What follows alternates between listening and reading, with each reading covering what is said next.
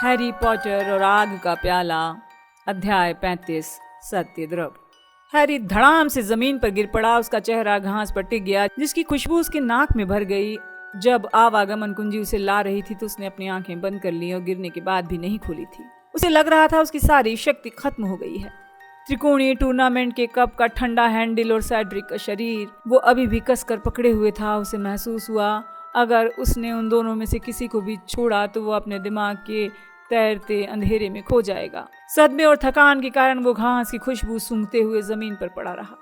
उसके माथे का निशान टीसता रहा। शोर शराबे में उसके कान के पर्दे फटे जा रहे थे। वो जहां पड़ा था वहीं पड़ा रहा। उसने जोर का शोर सुना, अपना चेहरा तान लिया जैसे ये भी कोई बुरा सपना हो जो गुजर जाएगा। फिर दो हाथों ने उसे पकड़कर पलट दिया। Harry, Harry! उसने अपनी आंखें खोली। वो सितारों से भरे आसमान की तरफ देख रहा था।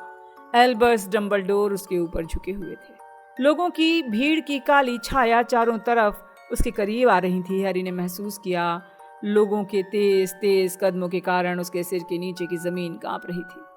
हैरी ने कप छोड़ दिया, लेकिन सेड्रिक को और कसके पकड़ लिया। उसने अपना खाली हाथ उठाया, डंबलडोर की कलाई पकड़ ली। डंबलडोर का चेहरा कभी दिखता कभी गायब हो जाता। वो लौट आया है, वोल्डेमॉर्ट लौट आया। हैरी ने फुसफुसाकर कहा, क्या हो रहा है, क्या हुआ? हैरी के सामने कर्नेलियस फज का चेहरा था, सफेद और दहशत से भरा हुआ। हे भगवान, डिगोरी! उन्होंने फुसफुसाकर कहा, डंबलडोर वो तो मर गया, वो मर गया, वो मर गया, सेड्रिक डिगोरी मर गया। उनकी तरफ आती छायादार आकृतियों में लोग चिल्लाए, हैरी उसे छोड़ दो। उसे फज की आवाज सुनाई दी और उसे एहसास हुआ उसकी उंगलियां सेड्रिक के बेजान शरीर को उससे छुड़ाने की कोशिश कर रही हैं। डंबलडोर का चेहरा जो धुंधला था करीब आ गया। हैरी, अब छोड़ दो, सब कुछ खत्म हो गया है, तुम उसकी मदद नहीं कर सकते। वो चाहता था मैं उसे वापस ले आऊं। उसे लग रहा था ये बताना महत्वपूर्ण है। वो चाहता था मैं उसके माता पिता के पास ले आऊं। हैरी बुदबुदाया, ये ठीक है हैरी, बस अब छोड़ दो। डंबलडोर नीचे झुके। इतने बूढ़े और दुबले पतले व्यक्ति में इतनी ज्यादा ताकत की कल्पना करना मुश्किल था, लेकिन उन्होंने एक ही झटके में हैरी को जमीन से उठाकर उसके पैरों पर खड़ा कर दिया। हैरी लहराने लगा। उसका सिर घूम रहा था। उनके चारों तरफ की भीड़ धक्का मुक्की कर रही थी। क्या हुआ है? उसके साथ क्या गड़बड़ हुई? डिगोरी मर गया है, उसे अस्पताल ले जाना चाहिए, फज जोर से कह रहे थे। वो बीमार है, घायल है। डंबलडोर, डिगोरी के माता पिता यही हैं, वो दर्शक दीर्घा में हैं। मैं हैरी को ले जाता हूँ। डंबलडोर, मैं उसे ले जाता हूँ। डंबलडोर, एमास डिगोरी इधर आ रहा है, वो यहीं आ रहा है। आपको नहीं लगता उसे ये बात आपको खुद बतानी चाहिए, इससे पहले कि वो अपने बेटे की लाश देखे? हैरी, यहीं रुकना! लड़कियां चीख रही थीं, बुरी तरह से सक रही थी। हैरी की आंखों के सामने का दृश्य अजीब तरीके से हिल रहा था। ठीक है बेटा, मैंने तुम्हें संभाल लिया है, चलो अस्पताल। डंबलडोर ने रुकने को कहा था, हैरी ने भारी आवाज में कहा। निशान के दर्द के कारण उसे लग रहा था जैसे उसे उल्टी होने वाली है। उसके देखने की शक्ति धुंधली हो गई थी। तुम्हें आराम की जरूरत है, चलो भी। हैरी से बड़ा और ज्यादा ताकतवर कोई व्यक्ति उसे भयभीत भीड़ के बीच से खींच रहा था, उसे आधा उठा रहा था। हैरी ने लोगों की आहें और चीखें सुनी जब उसे सहारा देने वाला आदमी उनके बीच से रास्ता बनाते हुए उसे महल की तरफ ले जाने लगा। उसे सिर्फ अपने पास चल रहे आदमी की सांस लेने की भारी आवाज सुनाई दे रही थी। क्या हुआ हैरी? उस आदमी ने आखिर कहा जब उसने हैरी को पत्थर की सीढ़ियों के ऊपर उठाया। ठक ठक ठक। वो बावरे नैन मूडी थे। कप आवागमन कुंजी था। वो मुझे और सैड्रिक को एक कब्रिस्तान में ले गया और वहां पर वोल्डेमॉर्ट था, लॉर्ड वोल्डेमॉर्ट। ठक ठक ठक। वे संगमरमर की सीढ़ियों के ऊपर चढ़ रहे थे। शैतानी शहंशाह वहां थे। फिर क्या हुआ? उसने सेड्रिक को मार डाला, उसने सेड्रिक को मार डाला। और फिर एक काढ़ा तैयार हुआ है और उससे उसे शरीर मिल गया। शैतानी शहंशाह को उनका शरीर मिल गया, वो पुनर्जीवित हो गए। और फिर प्राण भक्षी आए और फिर हम में द्वंद्व युद्ध हुआ। तुमने शैतानी शहंशाह से द्वंद्व युद्ध किया? मैं बचकर भाग आया। मेरी छड़ी ने अजीब कमाल दिखाया। मैंने अपने मम्मी डैडी को देखा, वो उस छड़ी से बाहर निकले थे। अंदर चलो हैरी, अंदर चलो, बैठ जाओ, तुम पल भर में ठीक हो जाओगे, इसे पी लो। हैरी को ताले में चाबी लगाने की आवाज़ सुनाई दी। फिर उसने महसूस किया कि उसके हाथों में कप आ गया है। इसे पी लो, तुम्हें अच्छा लगेगा। मैं जानना चाहता हूँ पूरी बात, क्या क्या हुआ था। मूडी ने कप में भरे काढ़े को हैरी के मुंह में डाल दिया। उसके गले में पिपरमिंट की जलन हुई, वो खांसने लगा। लेकिन काढ़ा पीने के बाद मूडी का ऑफिस साफ दिखाई देने लगा। वोल्डेमॉर्ट लौट आए हैरी, तुम्हें यकीन है वो लौट आए? उन्होंने ये काम कैसे किया? उसने अपने पिता की कब्र, वर्मटेल के हाथ और मेरी बाह से कुछ चीजें दी, हैरी ने कहा। उसका सिर चकराना बंद हो गया था। निशान में पहले जितना दर्द नहीं था। हालांकि ऑफिस में अंधेरा था, लेकिन मूडी का चेहरा उसे साफ दिख रहा था। क्विडिच पिच से लोगों के चीखने चिल्लाने की आवाजें आ रही थी। मूडी ने पूछा, शैतानी शहंशाह ने तुमसे क्या लिया? खून। हैरी ने अपना हाथ उठाया। उसकी आस्तीन वहां पर फटी हुई थी जहां वर्मटेल का खंजर अंदर गया था। मूडी ने लंबी सांस छोड़ते हुए कहा, और प्राण भक्षी वो लौट आए? हाँ, बहुत सारे। शैतानी शहंशाह ने उन लोगों के साथ कैसा व्यवहार किया? क्या उन्होंने उन लोगों को माफ कर दिया? हैरी को अचानक याद आया, उसे डंबलडोर को बता देना चाहिए। उसे ये बात तत्काल बता देनी चाहिए थी। हॉगवर्ट्स में एक प्राण भक्षी है। उसी ने मेरा नाम आग के प्याले में डाला था। उसी ने ये इंतजाम किया था कि मैं टूर्नामेंट जीत जाऊं। हैरी ने उठने की कोशिश की, लेकिन मूडी ने धक्का देकर वापस बिठा दिया। उन्होंने धीरे से कहा, मैं जानता हूं प्राण भक्षी कौन है। कारकारोफ? हैरी ने बेताबी से पूछा। कारकारोफ? कारकारोफ? मूडी ने अजीब तरीके से हंसते हुए कहा, कारकारोफ रात को भाग गया है। आज रात उसे अपने हाथ पर बने मौत के निशान में जलन महसूस हुई। उसने शैतानी शहंशाह के बहुत से वफादार समर्थकों को पकड़वाया था, इसलिए उनके सामने नहीं जाना चाहता था। मुझे नहीं लगता वो ज्यादा दूर तक जा पाएगा। शैतानी शहंशाह के पास अपने दुश्मनों तक पहुंचने के बहुत सारे तरीके हैं। कारकारोफ चले गए? वो भाग गए? लेकिन इसका मतलब तो ये कि उन्होंने मेरा नाम कप में नहीं डाला। नहीं, उसने तुम्हारा नाम कप में नहीं डाला था। ये काम मैंने किया था। हैरी ने ये बात तो सुन ली, लेकिन उसे यकीन नहीं हुआ। नहीं, आपने नहीं डाला था, आप ये काम नहीं कर सकते। मैं तुम्हें यकीन दिलाता हूँ, मूडी ने कहा। उनकी जादुई आंख चारों तरफ घूमी, दरवाजे पर टिक गई। हैरी जानता था वो जांच कर रहे होंगे, दरवाजे के बाहर कोई है तो नहीं। मूडी ने अपनी छड़ी निकाली और हैरी की तरफ तान दी। क्या वोल्डेमॉर्ट ने उन घटिया लोगों को माफ कर दिया जो उनकी तलाश में कभी नहीं गए? वो गद्दार कायर जो उनके लिए अस्कबान नहीं गए? आस्था विहीन नकारा लोग जिनमें क्विडिच वर्ल्ड कप में नकाब पहनकर रंगरेलियां मनाने की हिम्मत तो थी, लेकिन जब मैंने आसमान में मौत का निशान प्रकट किया तो वो उसे देखकर दुम दबाकर भाग गए। मौत का निशान आपने प्रकट किया था? आप क्या कह रहे हैं? मैंने तुमसे कहा था ना हैरी, मुझे सबसे ज्यादा नफरत आजाद घूमने वाले प्राण भक्षियों से है, जब उनके मालिक को सबसे ज्यादा उनकी जरूरत थी।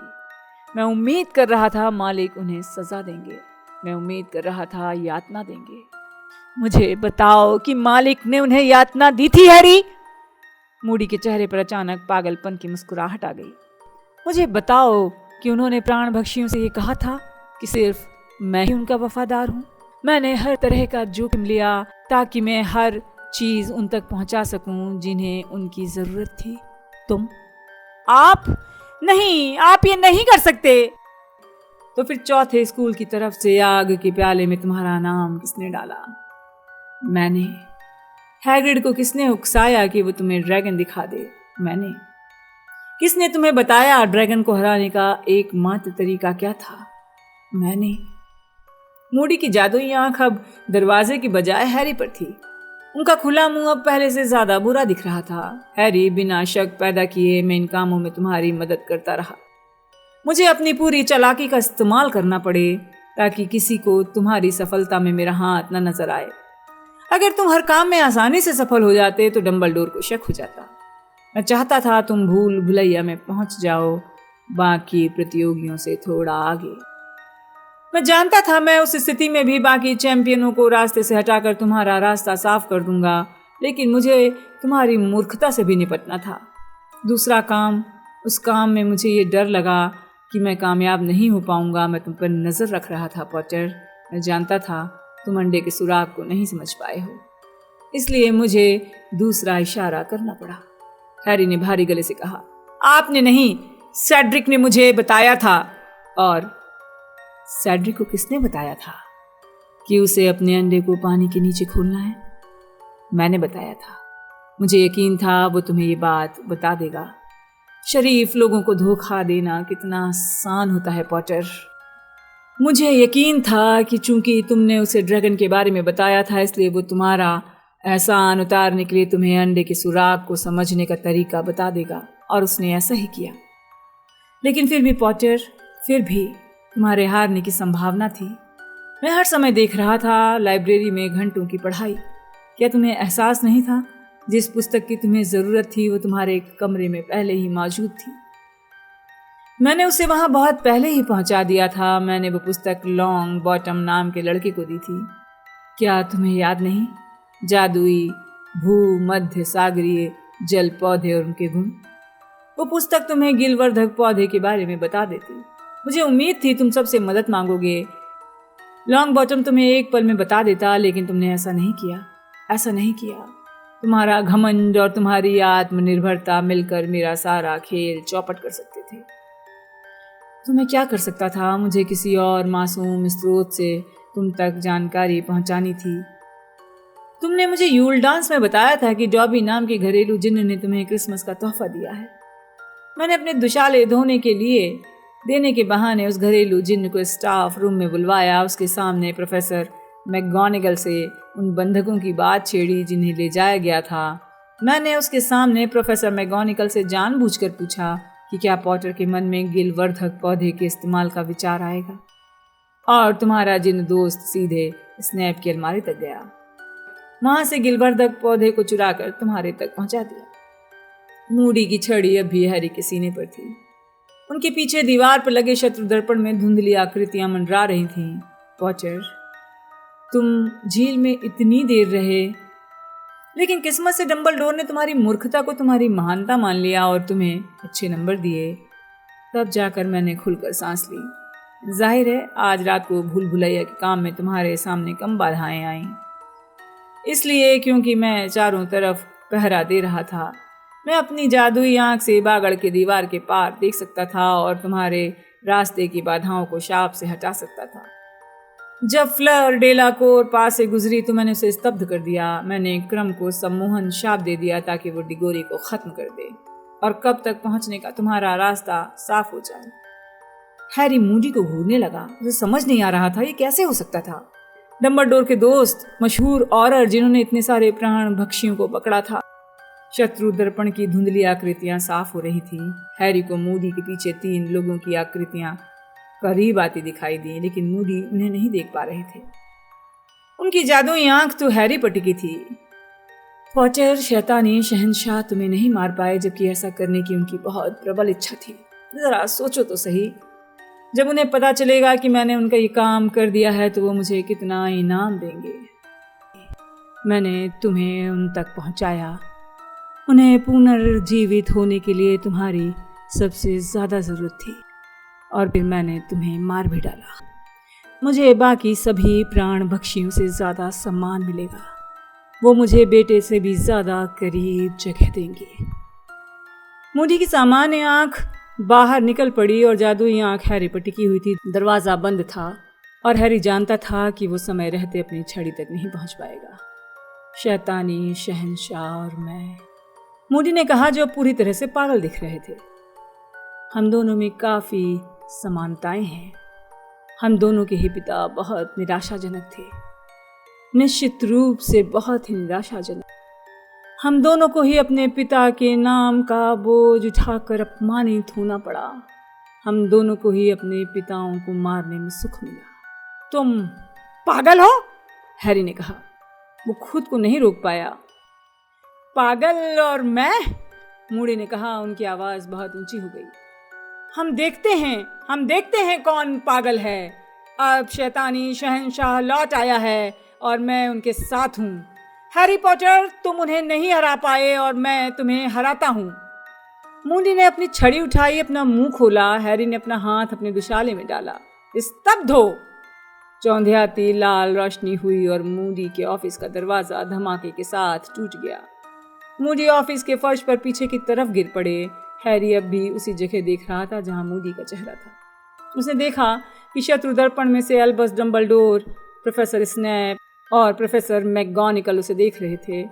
उसने चारों तरफ देखा, वो तीनों दरवाजे पर खड़े थे। डंबलडोर सबसे आगे थे और उनकी छड़ी तनी हुई थी। उस पल हैरी को पहली बार समझ में आया कि लोग क्यों कहते हैं कि डंबलडोर ही इकलौते जादूगर हैं जिनसे वोल्डेमॉर्ट डरता था। बावरेन एंड मूडी के बेहोश शरीर को देखते समय डंबलडोर के चेहरे पर एक ऐसा भयंकर भाव था जिसकी हैरी कल्पना नहीं कर सकता था। डंबलडोर के चेहरे पर कोई ममतामयी मुस्कान नहीं थी। चश्मे के पीछे दिखती उनकी आंखों में से कोई चमक नहीं थी।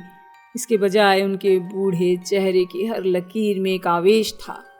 डंबलडोर के शरीर से शक्ति इस तरह प्रवाहित हो रही थी जैसे गर्मी निकल रही हो।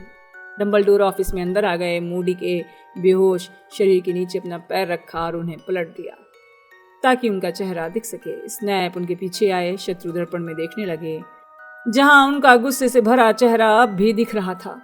प्रोफेसर मैकगॉनिगल सीधे हैरी के पास गईं। चलो पॉटर, वो फुसफुसाईं। उनके मुंह की पतली रेखा हिल रही थी जैसे वो रोने वाली हो। चलो अस्पताल चलो।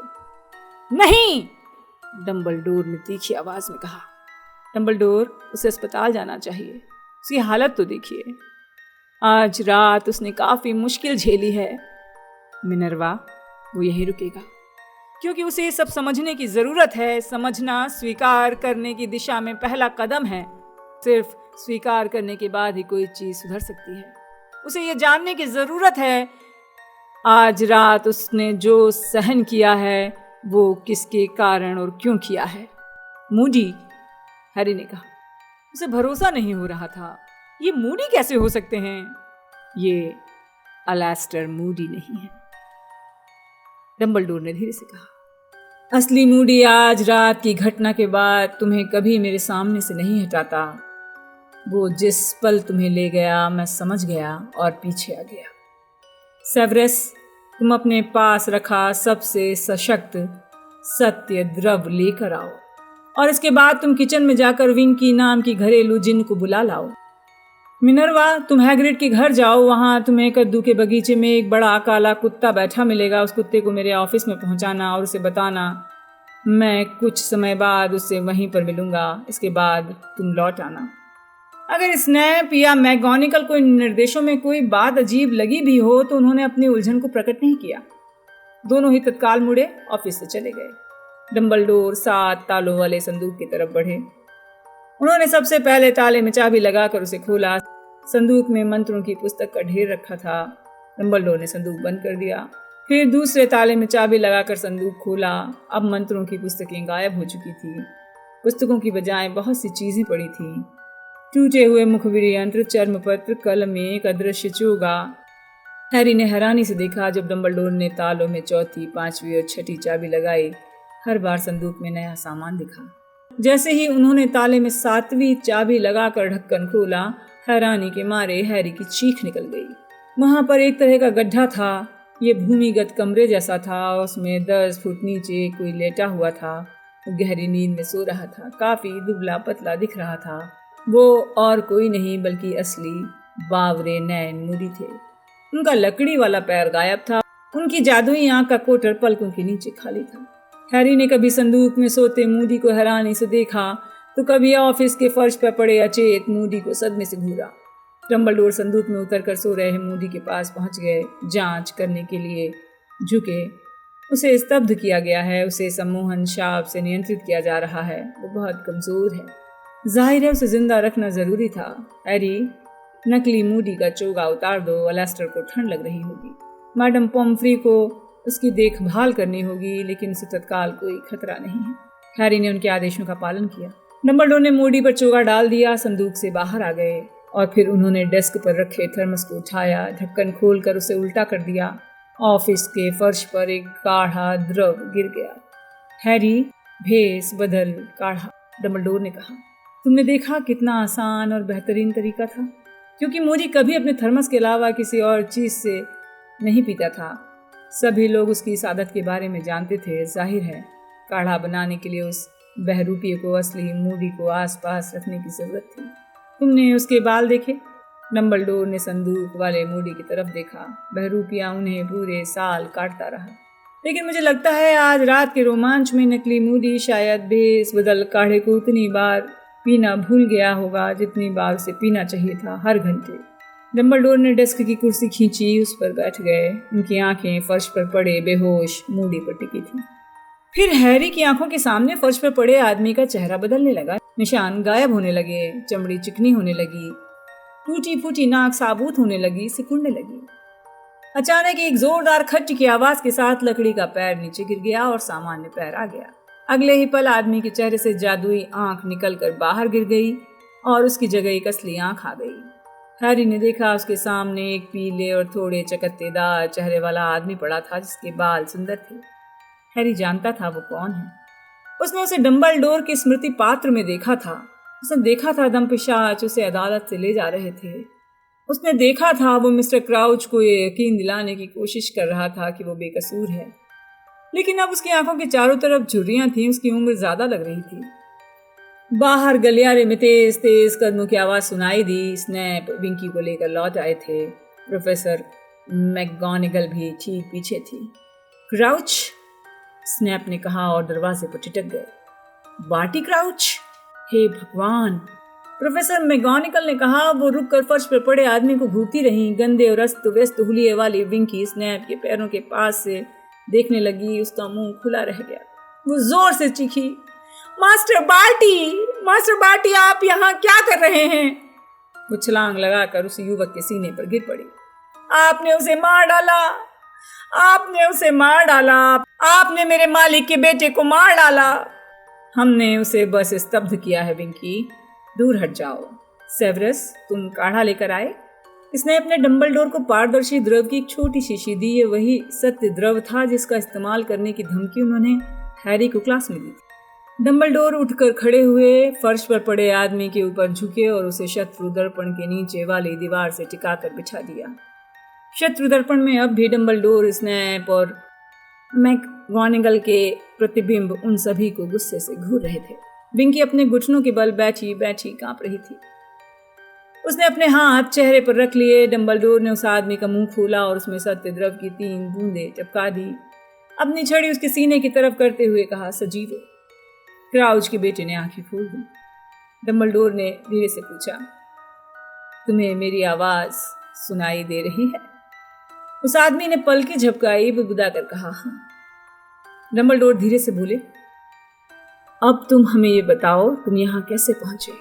तुम अज़्काबान से कैसे भागे? क्राउच ने गहरी कांपती हुई सांस ली। भावहीन आवाज में बोलने लगा, मेरी माँ ने मुझे बचाया। वो जानती थी वो मरने वाली हैं। उन्होंने मेरे पिता को राजी किया कि वे उनकी आखिरी इच्छा पूरी कर दें, मुझे बचा लें। मेरे पिता उनसे बहुत प्यार करते थे, जो उन्होंने मुझसे कभी नहीं किया। वो इसके लिए तैयार हो गए। वो दोनों मुझसे मिलने आए। उन्होंने मुझे भेस बदल काढ़ा पिलाया जिसमें मेरी माँ का एक बाल था। मेरी माँ ने भी भेस बदल काढ़ा पिया जिसमें मेरा एक बाल था। हम दोनों ने एक दूसरे का रूप ले लिया। विंकी अपना सिर हिला रही थी और कांप रही थी। आगे कुछ मत बोलना मास्टर बार्टी, आगे कुछ मत बोलना। तुम अपने पिता को मुसीबत में फंसा रहे हो। लेकिन क्राउच ने एक और गहरी सांस खींची और उसी सपाट आवाज में आगे बोलता रहा, दंपिशाच अंधे होते हैं। उन्होंने एक स्वस्थ और एक मर रहे व्यक्ति को अज़्काबान में आते महसूस किया था। उन्होंने एक स्वस्थ और एक मर रहे व्यक्ति को वहां से जाते महसूस किया। मेरे पिता ने मुझे चोरी छिपे बाहर निकाल लिया था। मैं अपनी माँ के वेश में था। अगर कोई कैदी सलाखों के पीछे से देख रहा हो तो उसे शक न हो। मेरी माँ कुछ ही समय बाद अज़्काबान में मर गई। वो आखिरी समय तक सावधानी पूर्वक भेस बदल काढ़ा पीती रही। उन्हें मेरे नाम और मेरे हुलिये में दफनाया गया। सबको यही यकीन था मैं मर गया। डम्बलडोर ने धीरे से पूछा, और घर पर लाने के बाद तुम्हारे पिता ने तुम्हारे साथ क्या किया? मेरी माँ की मौत का नाटक एक शांत गोपनीय अंत्येष्टि। सच ये है कि मेरी माँ की कब्र खाली है। घरेलू जिन विंकी ने मुझे स्वस्थ किया, फिर मुझे छिपाना था, मुझे नियंत्रित किया जाना था। मुझे काबू करने के लिए मेरे पिता ने बहुत से मंत्रों का इस्तेमाल किया। जब मुझ में ताकत आ गई तो मैं सिर्फ अपने मालिक को खोजने, उनकी सेवा में लौटने के बारे में सोच रहा था। तुम्हारे पिता ने तुम पर काबू कैसे किया था? सम्मोहन शाप से। मैं अपने पिता के पूरे नियंत्रण में था। मुझे दिन रात अदृश्य चोगा पहनने पर मजबूर किया जाता ताकि कोई मुझे देख न ले। मैं हमेशा घरेलू जिन्न विंकी के साथ रहता। वो मेरी पहरेदार और सेवक थी। उसे मुझ पर तरस आता था। उसी ने मेरे पिता को तैयार किया कि वो मेरे अच्छे व्यवहार के लिए कभी कभार मुझे इनाम दिया करें। मास्टर बार्टी, तुम्हें इन लोगों को ये सब नहीं बताना चाहिए। हम लोग मुश्किल में पड़ जाएंगे। डम्बलडोर ने धीरे से कहा, क्या किसी को कभी पता नहीं चला कि तुम जिंदा हो? मेरा मतलब है तुम्हारे पिता और घरेलू जिन्न के अलावा। हाँ, मेरे पिता के ऑफिस की जादूगरनी बर्था जोरकिंस की बात जान गई थी। एक दिन वो कुछ कागजों पर मेरे पिता से दस्तखत करवाने के लिए घर आई थी। वो घर पर नहीं थे। विंकी उसे अंदर बैठाकर किचन में मेरे पास आई, लेकिन बर्था जोरकिंस ने विंकी को मुझसे बातें करते सुन लिया था। उसने अंदाजा लगा लिया था कि अदृश्य चोगे के नीचे कौन छिपा था। मेरे पिता जब घर लौटे तो बर्था ने इस बारे में पूछताछ की। उन्होंने उसके दिमाग से ये बात भुलाने के लिए उस पर बहुत सशक्त स्मृति सम्मोहन कर दिया था। बहुत ही सशक्त। उनका कहना था कि इससे इसकी याददाश्त हमेशा के लिए बिगड़ जाएगी। डम्बलडोर ने कहा, मुझे क्विडिच वर्ल्ड कप के बारे में बताओ। क्राउच ने भावहीन आवाज में कहा, विंकी ने मेरे पिता से मन्नतें की, महीनों कोशिश की। मैं बरसों से घर के बाहर नहीं निकला था। मुझे क्विडिच से प्रेम था। उसने कहा, लड़के को बाहर निकलने दो, अपना अदृश्य चोगा पहनकर मैच देख लेगा। उसे एक बार तो खुली हवा में सांस लेने दो। उसने कहा कि अगर मेरी माँ जिंदा होती तो वो यही चाहती। आखिरकार वो मान गए। आगे की योजना बहुत सावधानी से बनाई गई थी। मेरे पिता मुझे और विंकी को उस दिन काफी पहले ही टॉप बॉक्स में बिठा कर आए थे। विंकी को सभी से ये कहना था कि उसने मेरे पिता के लिए ये जगह रोक रखी है। मुझे वहां पर अदृश्य चोगा पहनकर बैठना था। सभी लोगों के बॉक्स से बाहर निकलने के बाद हमें बाहर निकलना था। लोगों को सिर्फ विंकी ही नजर आती, किसी को मेरे होने का पता भी नहीं चलता। लेकिन विंकी ये बात नहीं जानती थी कि मेरी ताकत बढ़ने लगी है। मैं अपने पिता के सम्मोहन शाप से लड़ने लगा था। कई ऐसे दौर आते जब मैं उनके शाप से मुक्त हो जाता था। टॉप बॉक्स में यही हुआ। ये गहरी नींद से जागने जैसा था। मुझे अपने सामने बैठे लड़के की जेब से एक छड़ी बाहर निकलती दिखी। अस्कबान से लौटने के बाद मुझे छड़ी रखने की इजाजत नहीं थी। मैंने छड़ी चुरा ली। विंकी को पता ही नहीं चला। विंकी को ऊंची जगहों से डर लगता था, इसलिए उसने अपना चेहरा छिपा रखा था। मास्टर बार्टी, गंदे लड़के, विंकी ने कहा। उसकी उंगलियों के बीच से आंसू बह रहे थे। हम वापस तंबू में लौट गए, क्राउच ने कहा। हमने प्राण भक्षियों की आवाजें सुनी जो कभी अस्कबान नहीं गए थे, जिन्होंने कभी मेरे मालिक के लिए कष्ट नहीं उठाए थे। उनकी तरफ से पीठ फेर ली थी। वो कैद नहीं थे जिस तरह मैं था। वो उन्हें खोजने के लिए आजाद थे, लेकिन उन्होंने ऐसा नहीं किया।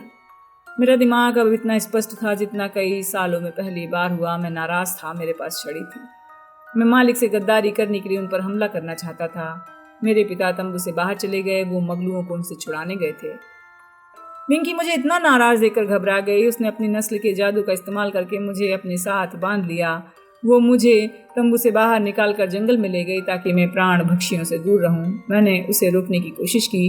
मैं कैंप साइट लौटना चाहता था। उन प्राण भक्षियों को दिखाना चाहता था कि शैतानी शहंशाह के प्रति वफादारी का क्या मतलब है।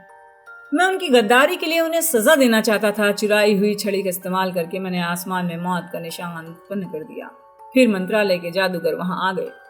उन्होंने हर तरफ स्तब्धीकरण मंत्रों की बौछार की। एक मंत्र उन पेड़ों के बीच से होता हुआ आया जहां विंकी और मैं थे। हमें जोड़ने वाला बंधन टूट गया। हम दोनों स्तब्ध हो गए। विंकी मिली तो पिता जान गए कि मैं आसपास हूँगा। जहां वो मिली थी वहां उन्होंने झाड़ियों के बीच में मेरी तलाश की। मैं अदृश्य चोगा पहने था। उन्होंने मुझे महसूस किया। उन्होंने तब तक इंतजार किया जब तक मंत्रालय के दूसरे सदस्य जंगल से नहीं चले गए। इसके बाद उन्होंने दोबारा सम्मोहन शाप से मुझ पर काबू किया। विंकी को निकाल दिया। अब घर पर सिर्फ मैं और पिताजी ही बचे थे। और फिर क्राउच का सिर उसकी गर्दन पर लुढ़क गया। उसके चेहरे पर एक पागल भरी मुस्कान आ गई। मेरे मालिक मुझसे मिलने आए। वो आधी रात को अपने सेवक वर्मटेल की बाहों में हमारे घर आए। मेरे मालिक को पता चल गया था मैं जिंदा हूँ। उन्होंने अल्बानिया में बर्था जोरकिंस को पकड़ लिया था, उसे यातना दी थी। बर्था ने उन्हें बहुत कुछ बताया था, त्रिकोणीय टूर्नामेंट के बारे में। ये भी बताया था कि मूडी नाम का पूर्व ऑरर हॉगवर्ट्स में पढ़ाने जाने वाला है। मालिक ने उसे तब तक यातना दी जब तक उन्होंने उस स्मृति सम्मोहन को नहीं तोड़ दिया जो मेरे पिता ने उस पर किया था। उसने मालिक को बताया कि मैं अज़्काबान से भाग गया हूँ। उसने उन्हें बताया कि मेरे पिता मुझे कैद रखते हैं ताकि मैं अपने मालिक को खोजने न जा सकूं। मेरे मालिक ने बर्था से मिली जानकारी के आधार पर योजना बनाई थी। उन्हें मेरी ज़रूरत थी। वे आधी रात को हमारे घर आए। मेरे पिता ने दरवाज़ा खोला। क्राउच के चेहरे की मुस्कान चौड़ी हो गई, जैसे वो अपनी ज़िंदगी के सबसे सुखद पल को याद कर रहा हो। विंकी की दहशत, भूरी भूरी आंखें उसकी उंगलियों के बीच से दिख रही थीं। वो इतनी स्तब्ध थी कि बोल भी नहीं सकती थी। सब कुछ बहुत जल्दी हो गया। मेरे मालिक ने मेरे पिता को सम्मोहन शाप दे दिया। अब मेरी जगह मेरे पिता कैद हो गए थे। अब वो मेरे काबू में थे। मेरे मालिक ने उन्हें सामान्य जिंदगी जीने का आदेश दिया, जैसे कुछ हुआ ही ना हो, और मुझे मुक्त कर दिया। मैं दोबारा होश में आ गया। मैं जिंदा हो गया, जैसा मैं बरसों पहले हुआ करता था। डंबलडोर ने पूछा, और वोल्डेमॉर्ट ने तुम्हें क्या करने को कहा?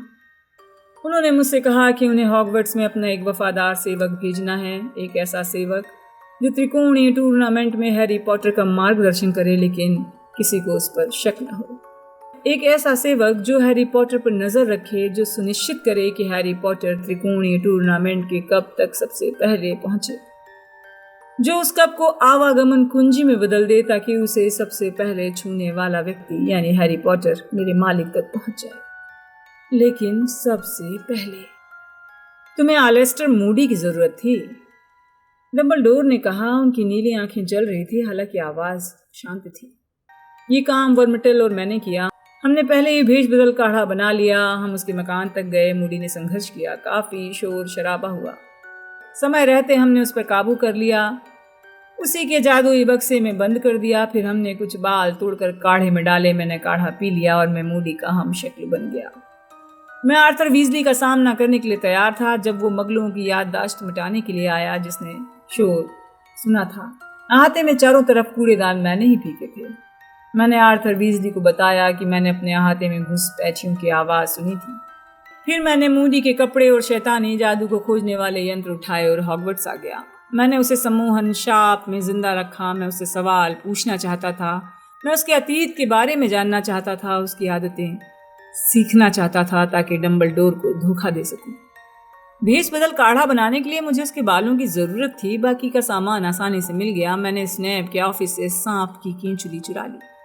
जब स्नैप ने मुझे अपने ऑफिस में देखा तो मैंने कह दिया कि डंबलडोर ने मुझे तलाशी लेने का आदेश दिया है। डंबलडोर ने पूछा, और मूडी पर हमला करने के बाद वर्मिटल का क्या हुआ?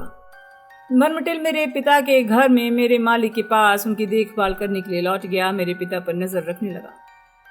लेकिन इसके बावजूद तुम्हारे पिता भाग निकले, है ना? हाँ। कुछ समय बाद वो सम्मोहन शाप से लड़ने लगे, जिस तरह मैं लड़ने लगा था। ऐसे दौर आते थे जब वो जानते थे कि क्या हो रहा है। मेरे मालिक ने फैसला किया कि अब उन्हें घर से निकलने देना सुरक्षित नहीं। उन्होंने उन्हें मजबूर किया कि वो मंत्रालय जाना छोड़ दें और उल्लुओं के माध्यम से निर्देश भेजें। उन्होंने उनसे लिखवाया कि वो बीमार हैं, लेकिन वर्मिटल ने लापरवाही कर दी। उसने उन पर ठीक से नजर नहीं रखी। मेरे पिता भाग निकले। मेरे मालिक ने अंदाजा लगा लिया कि वो हॉगवर्ट्स आ रहे होंगे। मेरे पिता डंबलडोर को सब कुछ बताने आ रहे होंगे। वे उन्हें अपनी गलतियां बताना चाहते होंगे। वो ये बताने वाले होंगे कि उन्होंने मुझे अज़्काबान से चोरी से निकाला था। मेरे मालिक ने मुझे मेरे पिता के भागने के बारे में खबर दी। उन्होंने मुझे आदेश दिया उन्हें हर कीमत पर रोकना है। मैं इंतजार करता रहा। मैंने उस नक्शे का इस्तेमाल किया जो मैंने हैरी पॉटर से लिया था। नक्शा? कौन सा नक्शा? डंबलडोर ने पूछा। पॉटर का हॉगवर्ट्स का नक्शा। पॉटर ने उस नक्शे में एक रात मुझे स्नैप के ऑफिस में देख लिया था। उस समय मैं भेष बदल काढ़े के लिए सांप की कींचुली चुरा रहा था। चूंकि मेरा और मेरे पिता का पहला नाम एक ही है, इसलिए उसने ये सोचा कि मैं नहीं हूँ बल्कि मेरे पिता हैं। उस रात मैंने पॉटर से वो नक्शा ले लिया। मैंने बताया कि मेरे पिता शैतानी जादूगरों से नफरत करते हैं। पॉटर को यकीन हो गया कि मेरे पिता स्नैप के पीछे पड़े हैं। एक हफ्ते तक मैंने अपने पिता के हॉगवर्ट्स में पहुंचने का इंतजार किया। आखिरकार एक शाम को नक्शे में मेरे पिता मैदान में दाखिल होते नजर आए। मैंने अदृश्य चोगा पहना और उनके पास गया। वो जंगल के किनारे पर घूम रहे थे। तभी पॉटर और क्रम वहां आ गए। मैंने इंतजार किया। मैं पॉटर को नुकसान नहीं पहुंचा सकता था। मेरे मालिक को उसकी जरूरत थी। फिर पॉटर डंबलडोर को बुलाने के लिए भागा। उन दोनों के आने के पहले मैंने क्रम को स्तब्ध कर दिया और अपने पिता को मार डाला। नहीं, विंकी चीखी। तुमने अपने पिता को मार डाला? डंबलडोर ने पहले जैसी धीमी आवाज में पूछा। तुमने उनकी लाश का क्या किया? उठाकर जंगल में ले गया। मैंने उनकी लाश को अदृश्य चोगे से ढक दिया। नक्शा मेरे पास था। मैंने पॉटर को महल में घुसते हुए देखा। वो स्नैप से टकराया। फिर डंबलडोर भी आ गए। मैंने देखा कि पॉटर डंबलडोर को महल से बाहर ला रहा है। मैं जंगल के बाहर निकला, उनके पीछे गया और उनसे मिलने पहुंच गया। मैंने डंबलडोर से कहा कि स्नैप ने मुझे बताया था। डंबलडोर ने मुझसे जाकर अपने पिता की तलाश करने को कहा। मैं दोबारा अपने पिता की तलाश में लाश के पास पहुंचा। मैंने नक्शा देखा, सब लोग चले गए हैं। जब सभी लोग चले गए तो मैंने अपने पिता की लाश का रूप परिवर्तन करके उसे एक हड्डी में बदल दिया, उसे दफन कर दिया। मैं अदृश्य चोगा पहनकर हैग्रिड के केबिन के सामने की ताज़ी खुदी ज़मीन में उस हड्डी को गाड़ आया।